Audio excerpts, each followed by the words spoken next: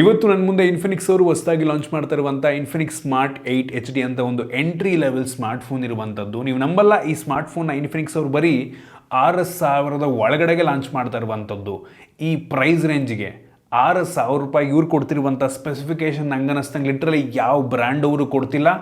ಈ ಪ್ರೈಸ್ ರೇಂಜಿಗೆ 6,000 ರೂಪಾಯಿಗೆ ಇದು one of the best smartphone ಆದರೂ ಆಗಬಹುದು.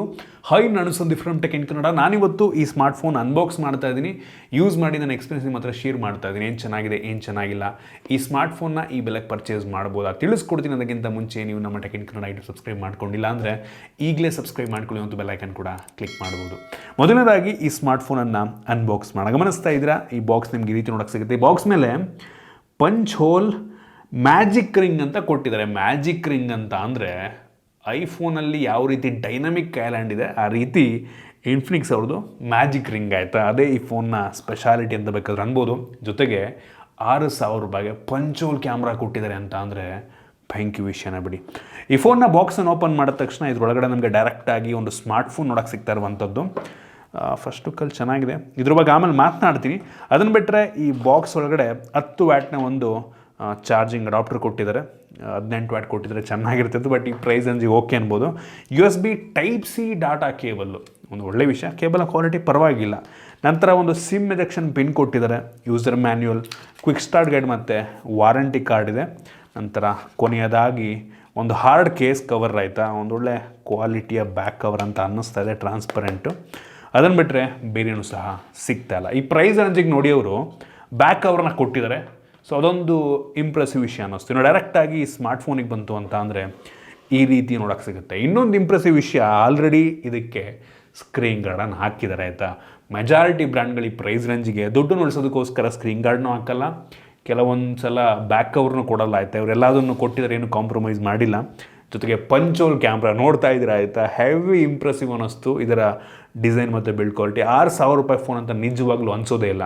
ಈ ಸ್ಮಾರ್ಟ್ಫೋನ್ ಒಂದು ಲೆವೆಲಿಗೆ ಲೈಟ್ ವೇಟ್ ಇದೆ, ಸುಮಾರು 184 ಗ್ರಾಮ್ ವೇಟ್ ಇರುವಂಥದ್ದು ಮತ್ತು ಒಂದು ಲೆವೆಲಿಗೆ ತಿನ್ನಕ್ಕೆ ಕೂಡ ಇದೆ. ಕೇವಲ 8.5 mm ಥಿಕ್ನೆಸ್ಸನ್ನು ಹೊಂದಿರುವಂಥದ್ದು ಆಯಿತಾ. ಪಂಚೋಲ್ ಕ್ಯಾಮ್ರಾ ಇದೆ. ಬೆಸಲ್ ಆಲ್ಮೋಸ್ಟ್ ಎಲ್ಲ ಕಡೆ ಕಡಿಮೆನೇ ಇದೆ. ಈ ಪ್ರೈಸ್ ರೇಂಜ್ಗೆ ಬಾಟಮಲ್ಲೂ ಸಹ ಕಂಪ್ಯಾರಿಟಿವ್ಲಿ ಸ್ವಲ್ಪ ಕಡಿಮೆ ಇದೆ ಅನ್ನಿಸ್ತು. ಈ ಪ್ರೈಸ್ ರೇಂಜನ್ನು ನೋಡ್ಕೊಂಡು ಜಡ್ಜ್ ಮಾಡ್ತಾಯಿದ್ದೀನಿ. ಬಟ್ ನಿಮ್ಮದು ಹೈಯರ್ ಎಂಡ್ ಫೋನಲ್ಲಿ ಕಂಪೇರ್ ಮಾಡಿದ್ರೆ ದಪ್ಪ ಬೇಸಲ್ಲೇ, ಬಟ್ ಈ ಬೆಲೆಗೆ ಚೆನ್ನಾಗಿದೆ ಅನ್ನಿಸ್ತು. ಪಂಚೋಲ್ ಕ್ಯಾಮ್ರಾ ನಿಮಗೆ ಫ್ರಂಟಲ್ಲಿ ಫ್ಲ್ಯಾಶ್ ಸಹ ಸಿಗ್ತಾ ಇದೆ, ಫ್ರಂಟ್ ಫ್ಲ್ಯಾಶು ಎಲ್ಲ ಇನ್ಫಿನಿಕ್ಸ್ ಫೋನಲ್ಲೂ ಕೊಡ್ತಾರೆ, ಇದರಲ್ಲೂ ಕೂಡ ಕೊಟ್ಟಿದ್ದಾರೆ. ಹಿಂದಕ್ಕೆ ಬಂತು ಅಂತ ಅಂದರೆ ಇದು ನೋಡೋದಕ್ಕೆ ಒಂಥರ ಗ್ಲಾಸಿ ರೀತಿ ಕಂಟ್ರೋ ಸಹ. ಆಬ್ವಿಯಸ್ಲಿ ಪ್ಲಾಸ್ಟಿಕ್ ಬ್ಯಾಕ್ ಈ ಪ್ರೈಸ್ ಅಂದರೆ ಯಾರು ಕೂಡ ಗ್ಲಾಸ್ ಬ್ಯಾಕನ್ನು ಕೊಡೋಲ್ಲ. Different texture. ಒಂದು ಖುಷಿ ವಿಷಯನಪ್ಪ ಅಂತಂದರೆ ಸ್ಮಡ್ಜಸ್ ಆಗಲ್ಲ ಆಯಿತಾ, ಫಿಂಗರ್ ಪ್ರಿಂಟ್ ಬೀಳಲ್ಲ, ಒಂಥರ ಮ್ಯಾಟ್ ಫಿನಿಶ್ ಫೀಲ್ನ ಕೊಡುತ್ತೆ ನಮಗೆ. ಈ ಕಲರ್ ಕೂಡ ತುಂಬ ಯುನೀಕ್ ಆಗಿದೆ. ಕಡಿಮೆ ದುಡ್ಡಿನ ಫೋನ್ ಅಂತ ನಿಜವಾಗ್ಲೂ ಅನಿಸಲ್ಲ ಆಯಿತಾ.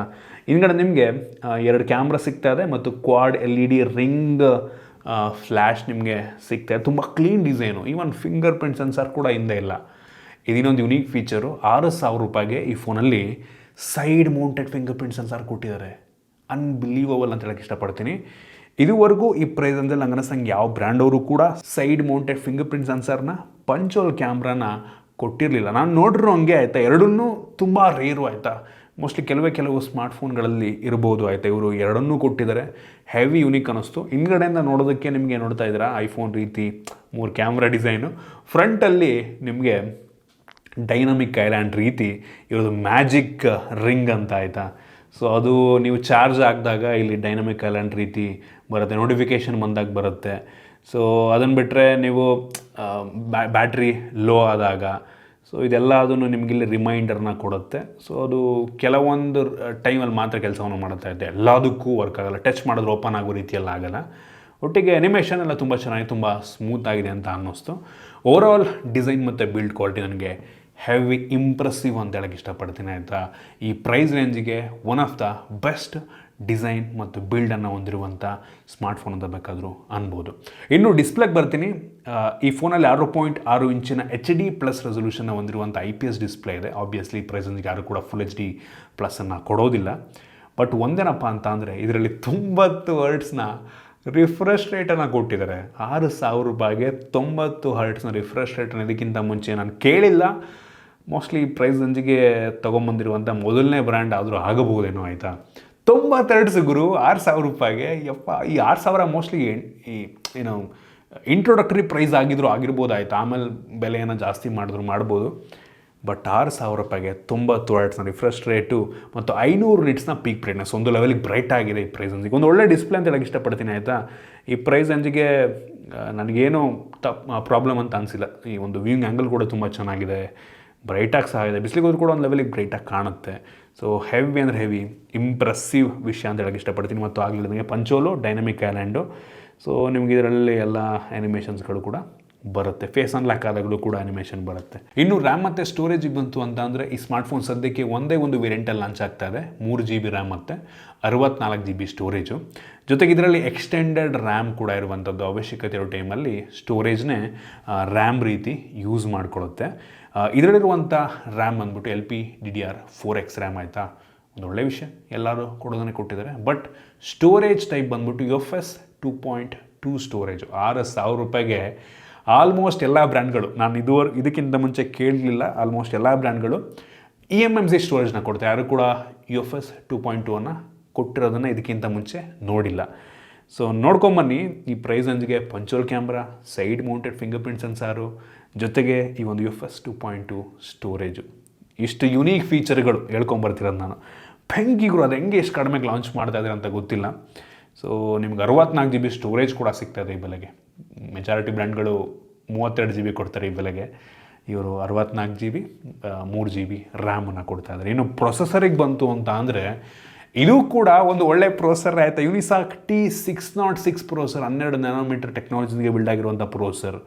ಈ ಪ್ರೈಸ್ ರೇಂಜಿಗೆ one of the most powerful processor ಅಂತ ಹೇಳಕ್ಕೆ ಇಷ್ಟಪಡ್ತೀನಿ. ಇದೇ ಪ್ರೊಸೆಸರ್ ಹೊಂದಿರುವಂಥ ಫೋನು 10,000 ರೂಪಾಯಿಗೂ ಸಿಗುತ್ತೆ ಆಯಿತಾ. ಬೇರೆ ಬ್ರ್ಯಾಂಡಲ್ಲಿ 10,000 ರೂಪಾಯಿಗೆ ಲಾಂಚ್ ಮಾಡ್ತಾರೆ, 8-9-10. ಬಟ್ ಈ ಬೆಲೆಗಂತೂ ನೀವು ಆರಾಮಾಗಿ ಕಣ್ಣು ಮುಚ್ಕೊಂಡು ಈ ಪ್ರೊಸೆಸರ್ ಹೊಂದಿರುವಂಥ ಫೋನ ಪರ್ಚೇಸ್ ಮಾಡಿ. ಹೆವಿ ಅಂದರೆ ಹೆವಿ ಸ್ಮೂತ್ ಆಗಿದೆ. AnTuTu Benchmark ಚೆಕ್ ಮಾಡ್ದಂಗೆ ಸುಮಾರು 2,30,000 ಪ್ಲಸ್ ರೇಟಿಂಗನ್ನು ಕೊಡ್ತಾ ಇರುವಂಥದ್ದು ಆಯಿತಾ. ಈ ಬೆಲೆಗೆ ಬೆಂಕಿ, ಒನ್ ಆಫ್ ದ ಸ್ಮೂತೆಸ್ಟ್ ಫೋನ್ ಅಂತ ಬೇಕಾದ್ರೂ ಹೇಳಕ್ಕೆ ಇಷ್ಟಪಡ್ತೀನಿ ನಾನು ಆಯಿತಾ. ಈ ಬೆಲೆಗೆ ಇಷ್ಟು ಸ್ಮೂತಾಗಿ ಕೆಲಸವನ್ನು ಮಾಡುವಂಥ ಫೋನ್ ಅನ್ನೋದಕ್ಕಿಂತ ಮುಂಚೆ ನೋಡಿರಲಿಲ್ಲ. ನಾನು ಬೆಲೆಯನ್ನು ನೋಡ್ಕೊಂಡು ಜಡ್ಜ್ ಮಾಡ್ತಾ ಇದ್ದೀನಿ ಆಯಿತಾ. 6,000 ರೂಪಾಯಿ ಫೋನ್ ಅಂತ ತಲೆಹಿಡ್ಕೊಂಡು ಜಡ್ಜ್ ಮಾಡ್ತಾ ಇದರಿಂದ ಎಲ್ಲದೂ ಪಾಸಿಟಿವ್ ಆಗಿ ಕಾಣ್ತಾ ಇದೆ ನಮಗೆ. ಸೊ ಅದೊಂದು ಪ್ಲಸ್ ಪಾಯಿಂಟ್ ಅಂತ ಹೇಳಕ್ಕೆ ಇಷ್ಟಪಡ್ತೀನಿ. ಸೊ ಪರ್ಫಾಮೆನ್ಸ್ ನಿಮಗೆ ಕೊಡೋ ಬೆಲೆಗೆ ಬೆಂಕಿ ಬರುತ್ತೆ, ತಲೆನೇ ಕೆಡಿಸ್ಕೊಳಂಗಿಲ್ಲ, ಬೆಂಕಿ ಪ್ರೊಸೆಸರ್. ಇನ್ನು ಗೇಮಿಂಗಿಗೆ ಬಂತು ಅಂತ ಅಂದರೆ BGMI ಚೆಕ್ ಮಾಡ್ದಂಗೆ ನಾನು ನೀವಿದರಲ್ಲಿ ಸ್ಮೂತ್ ಸೆಟ್ಟಿಂಗಲ್ಲಿ ಮ್ಯಾಕ್ಸಿಮಮ್ ಹೈಯಲ್ಲಿ ಆಡ್ಬೋದಾಯ್ತಾ. HD ಸೆಟ್ಟಿಂಗ್ ಸಹ ಇದೆ, ಅದರಲ್ಲೂ ಕೂಡ ಹೈಯೇ, ಅದಕ್ಕಿಂತ ಜಾಸ್ತಿ ಹೋಗಲ್ಲ. ನಿಮಗೆ ಒಂದು ಲೆವೆಲಿಗೆ ಅಂದರೆ ಈ ಪ್ರೈಸ್ ರೇಂಜಿಗೆ ಯಾವುದೇ ಫೋನ್ ತೊಗೊಂಡ್ರೂ ಕೂಡ ಸ್ವಲ್ಪ ಲ್ಯಾಗಿ ಫೀಲ್ ಆಗುತ್ತೆ. ಇದು ಕೂಡ ಆಗುತ್ತೆ. 10,000 ರೂಪಾಯಿ ಒಳಗಡೆ ನೀವು ಯಾವುದೇ ಫೋನ್ ತೊಗೊಳ್ಳಿ, ಒಂದು ಆ ಕಡೆ ಈ ಕಡೆ ಒಂದು ಸ್ವಲ್ಪ ಲ್ಯಾಗ್ ಆಗುತ್ತೆ. ನೀವು ಲೋ ಸೆಟ್ಟಿಂಗಲ್ಲಿ ಆಡಬೇಕಾದ್ರೆ ನಿಮ್ಗೆ ಅಷ್ಟೊಂದು ಅನ್ನಿಸ್ತಾ ಇರ್ಬೋದು, ಬಟ್ ಇದೆ ಆಯಿತಾ. ನಾವು ಈ ಪ್ರೈಸ್ ರೇಂಜಿಗೆ ಅದಕ್ಕಿಂತ ಜಾಸ್ತಿ ಎಕ್ಸ್ಪೆಕ್ಟ್ ಮಾಡೋದಕ್ಕಾಗಲ್ಲ. ಬಟ್ ಗೇಮಿಂಗಿಗಂತೂ ಅಲ್ಲ, ಬಟ್ ಬೇಸಿಕ್ ಗೇಮಿಂಗ್ ಅಂತೂ ನೀವು ಆರಾಮಾಗಿ ಆಡ್ಕೊಬೋದು, ತೊಂದರೆ ಇಲ್ಲ. ಮತ್ತು ಈ ಫೋನ್ ಅಷ್ಟೊಂದು ಹೀಟ್ ಆಗುತ್ತೆ ಅಂತ ಕೂಡ ನನಗೆ ಅನ್ನಿಸ್ಲಿಲ್ಲ. ಇನ್ನು ಕ್ಯಾಮ್ರಾಗೆ ಬಂತು ಅಂತ ಅಂದರೆ ಈ ಫೋನಲ್ಲಿ ರೇರಲ್ಲಿ 2 ಕ್ಯಾಮ್ರಾ ಇದೆ, ನಾಮಕಾವಸ್ತೆ 2 ಕ್ಯಾಮ್ರಾ. ಮೇಯ್ನ್ ಸೆನ್ಸರ್ ಬಂದುಬಿಟ್ಟು 13 MP f1.9 ಅಪರ್ಚರ್ನ ಹೊಂದಿರುವಂಥ ಸೆನ್ಸರು. ಇನ್ನೊಂದು ಮೋಸ್ಟ್ಲಿ AI ಕ್ಯಾಮ್ರಾನೋ ಡೆಪ್ ಕ್ಯಾಮ್ರಾನೋ ಇರಬೇಕು, ಅದೇನೋ ಸ್ಪೆಸಿಫೈ ಮಾಡಿಲ್ಲ ಅವರು. ಈ ಮೇಯ್ನ್ ಸೆನ್ಸರ್ ತೆಗೆಯುವಂಥ ಫೋಟೋ ಡೇ ಲೈಟಲ್ಲಿ ತುಂಬ ಚೆನ್ನಾಗಿ ಬರುತ್ತೆ, ಒಂದು ಲೆವೆಲ್ ಈ ಬೆಲೆಗೆ ತುಂಬ ಚೆನ್ನಾಗಿ ಬರುತ್ತೆ. ಲೋ ಲೈಟಲ್ಲಿ ಸ್ವಲ್ಪ ಗ್ರೈನಿ ಅಂತ ಅನ್ನಿಸ್ಬೋದು ನಿಮಗೆ. ಆ ಸ್ಯಾಂಪಲ್ ನಾನು ನಿಮಗೆ ತೋರಿಸ್ತಾ ಇದ್ದೀನಿ ಆಯಿತಾ. ಕ್ಯಾಮ್ರಾ ಅಷ್ಟೊಂದು ಚೆನ್ನಾಗಿದೆ ಅಂತ ಅನ್ನಿಸ್ತಿಲ್ಲ. ಈ ಪ್ರೈಸ್ ರೇಂಜಲ್ಲಿ ನೀವು ಯಾವ ತೊಗೊಂಡ್ರು ಸಿಮ್ಲರ್ ಸಿಗುತ್ತೆ. ನೀವು ಯಾವುದೇ ತೊಗೊಳ್ಳಿ ಯೂಶಲಿ ಇದೇ ಕ್ವಾಲಿಟಿ ಸಿಗೋದು ನಿಮ್ಗೆ. ಏನೋ ಫುಲ್ 20-30 ಸಾವಿರ ರೇಂಜಿನ ಫೋನ್ ಲೆವೆಲ್ಗಂತೂ ಕ್ಯಾಮ್ರಾ ಯಾವ ಫೋನು ತೆಗಿಯಲ್ಲ ಆಯಿತಾ. ಈ ಬೆಲೆಗೆ ಏನೋ ಇದೆ ಆಯಿತಾ, ಕ್ಯಾಮ್ರಾ ಒಟ್ಟು ಕ್ಲಾರಿಟಿ ಚೆನ್ನಾಗಿಲ್ಲ.